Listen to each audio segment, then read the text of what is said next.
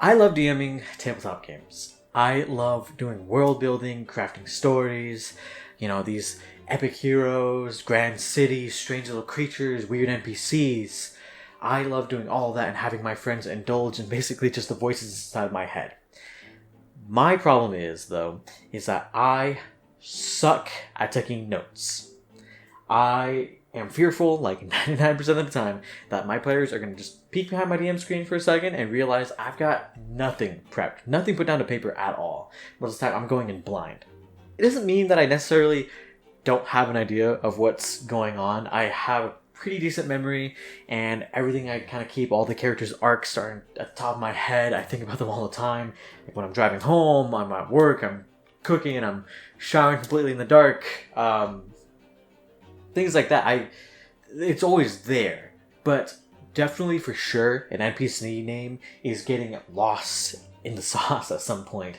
Like, I don't know what the NPC's name was for session 14. Even if I did write it down, I don't remember it because I'm not really referring to it. I do try to take some notes and pre-session, prep for the most part when I get the chance. And I've gone through a bunch of different apps trying to get a system to work for me. My very first campaign that I ever run was just one really long Google Doc. Like each section was just a different, or each session was a different header on just one large document. And I'm pretty sure I, at some point, stopped taking notes and half the sessions are missing. All my short side campaigns or online campaigns that I've run have all been done in Evernote. That includes the first 20 sessions of my current long form campaign that I'm running for my friends. Those are all in Evernote because I thought Evernote was going to change my life. I thought I was going to be doing a lot more than just D&D notes, but I ended up doing that for D&D and nothing really else. And I don't even remember what's written on anything there. I don't refer back to it, so even if I did take notes, it's gone. I tried analog notes for a little bit, analog prep, because I thought maybe the digital part was the problem. So I got this fuck-ass binder here, and I started doing all my prep kind of on these graph pieces of paper towards the back here. I started making session checklists for things that my players should encounter and their NPCs, things based on their characters, the NPCs, things the group should encounter as a whole, and then with little, notes off the bottom if I could fit it in, based on just anything that was going on currently at the time. But there's a major problem with this. I like physical notes. I'm the kind of person with a small pocket physical notebook that I keep around with me all the time. But I recognize that there is a problem with this, especially when I start writing it for my D&D stuff. Because I'm kind of treating it the same. I'm just writing out, scrambling out my ideas. It just ended up not being very cohesive. If a player were to ask for a name for any other character that I had, I won't be able to tell them because I don't have a quick way of searching it up, and I'm not very good at tabbing things, with paper tabs. For me, it just didn't make sense to write it all out manually because I don't work very well organizing my stuff manually. If I wanted to use this, I would have to, if someone had asked me a question, I would have to scrounge through the whole thing and hope that, one, I have labeled it correctly, labeled the date, labeled the session that it was in, and then hope that I was actually lucid enough to write down the name of the character that they're asking for, or the note, or the group, or something like that, if I didn't necessarily remember right away. I want to be the kind of person that has the encyclopedia just ready physically, all in my head, things like that. But unfortunately, I am just not that person. There is no conceivable way for me to make this a very cohesive binder. I've never been good at that kind of thing. All that's in my head is invincible brain rot and nakey jakey quotes. After a little bit, I gave up the binder. I tried another app called Notion. And I pretty much just treated it like Evernote. It's free, at least, so I didn't have to pay for it this time. I was dumb and I paid for an Evernote subscription. But that ended up not working at all because if I didn't use Evernote, why would I use it even if it was free? I didn't like the service in the end. And then I tried going back to like another physical notebook, just something smaller, maybe something that was a little less committal. I tried this, and I maybe did 2 or 3 pages in this notebook, and then I immediately just gave up. It just wasn't working for me. I didn't like prepping like that. It wasn't satisfying at all to me. Then I kind of got to the point where for maybe like 3 or 4 sessions, I was just fully winging it. No notes. I barely took notes in between sessions. I still memorized most things pretty well, but there's a part of me that feels very unsatisfying about it, even if people, had fun in those sessions. It didn't feel good for me. Then slowly, something started kind of slowly crawling up into my YouTube recommended. My algorithm was pushing something towards me. I had always avoided Obsidian. Obsidian was always touted by a bunch of these like productivity influencers, and as much as I kind of thought it was interesting, I thought I had to be a much more self-organized person to kind of work with it. I didn't really truly understand it or give it the time of day that maybe it deserved. There were a few things that I didn't like about it initially. I didn't like the default font originally. I didn't realize that you could set it to any font that you really wanted to. I can't write without Comic Sans. And so that was a big thing that kind of turned me off of a lot of other apps, minus Google Docs, was not being able to do Comic Sans. I do the Comic Sans trick. I am so folder-brained. I didn't realize or understand the graph at all. The graph kind of confused me a whole bunch. So, if it's not folders within folders, how does it work? That was kind of a big concern for me. So I watched the Obsidian video by Mystic DM, and I had actually watched it before. It's probably like my 4th or 5th time rewatching it. I tend to rewatch YouTube videos a lot. Those are my reruns. I don't really do like streaming services other than YouTube. And then I also watched this video by Power Word Spill. Both great videos, very different styles. This one does tend to run on a little bit long and lengthy, but those are how his videos are. And then this one is also a little bit more flashy. Flashy in the way that it's kind of showing off the cool features of Obsidian, but for some reason ignores the key features of Obsidian. The problem with what I realized how note-taking was working with all these other apps was that it just didn't mesh with how I understand, things in general, how I think about things in general. I don't necessarily think in folders or subcategories and things like that. Some people I know are a lot more organized and they can handle that. I just can't. I didn't want to have to sort all my files. I don't want to have to sort all my thoughts. I always like to imagine that my world building was like one of those cork boards.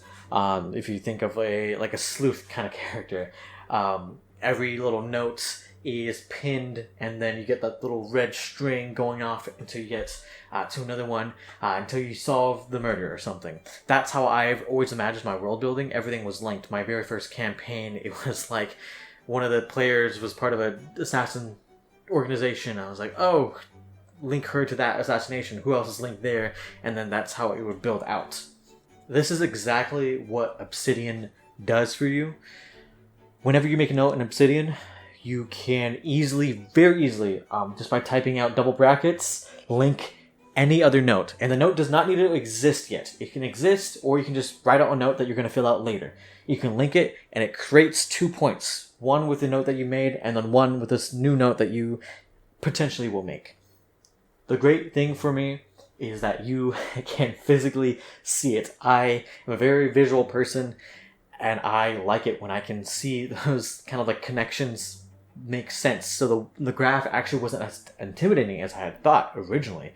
It just works the way that my brain kind of works and the way that I think, and that's just perfect for me. And I don't necessarily think it's going to be perfect for everyone, but I really like it. Like, my favorite thing is the graph. You can kind of see my graph here. I've only been working on this for like a month because I only started using Obsidian for a month. But I use it like every single day. I make sure I fill out one note and see if I can spread out the web a little bit more, like 30 minutes every single night. It is beautiful. I'll probably show like a bigger version on screen.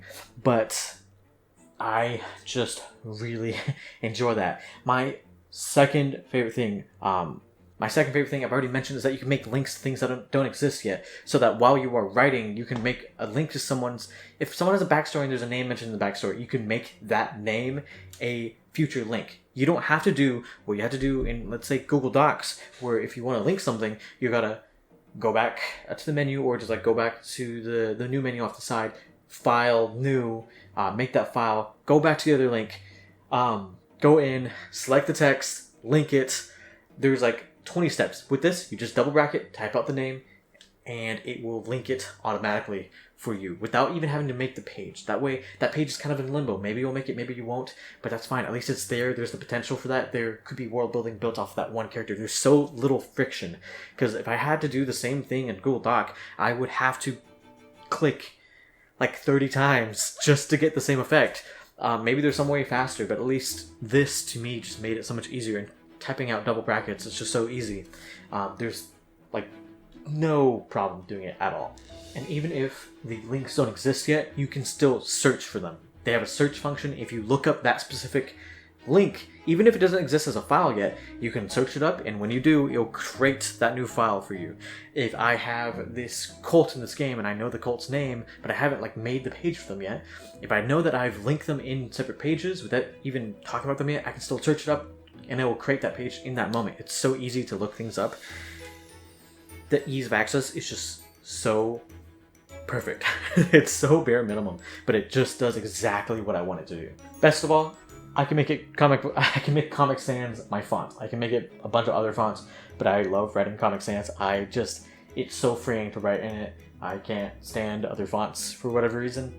But that is...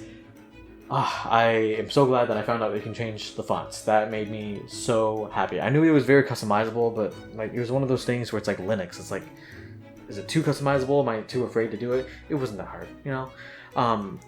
There's a fourth thing that I do enjoy. I don't play with it as much, but there's a bunch of plugins. Powered Spills video goes over it quite a bit, where there are so many plugins for Obsidian, and you can use them for different things. There are fantasy map, like Leaflet is one that lets you pin or use like maps. The water has turned off at my place. I think it's just turning back on. So that was that noise. I'm not sure if that picked up on camera. But there are a lot of them. There are some that let you do fantasy calendars. That's one that I enjoy.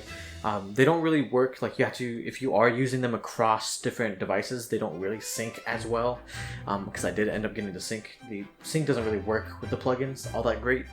So that's something to consider. But if you have like a main device that you are using this with, like a laptop or something that you bring to your sessions, then I think those are worth exploring. My graph isn't like too crazy yet. Part of this is also hidden because I do have my life like notes in here. If you are the kind of person to organize your notes, I saw this video of a I think it was a game dev or something. I don't remember. If I can find the video, I'll put it on the screen. He was talking about Obsidian, and one thing that he said in the video was that Obsidian kind of naturally finds the categories for you, or it finds the important things for you. So if, in Obsidian, when you have the graphs, every time you link something, the more times a thing gets linked, it makes that dot that it's in bigger. So if something is, you know, not a created page yet, it will be a tiny little dot. The more that you link that specific item to other pages, or if that page has a bunch of links to other things, it will grow larger. So for example, if you look at my page, if I'm showing it on screen, it will be like my characters, there's a major event, the name of the campaign should have like links to all of them. And there's supposed to be a few moments in history that I'm going to start linking to every single page, that will kind of make itself important just visually by being larger. And you can tell like what categories there are just by that. So there's that. I've been rambling for a little bit. I really, really enjoy this app, and I'm glad that it finally clicked. So hopefully, if you are in a similar position as me with like not having great note-taking abilities, this might be the tool. for you. But thank you for listening. I don't really know what's going on with my hair, but that is what's gonna go on for the day. Bye bye.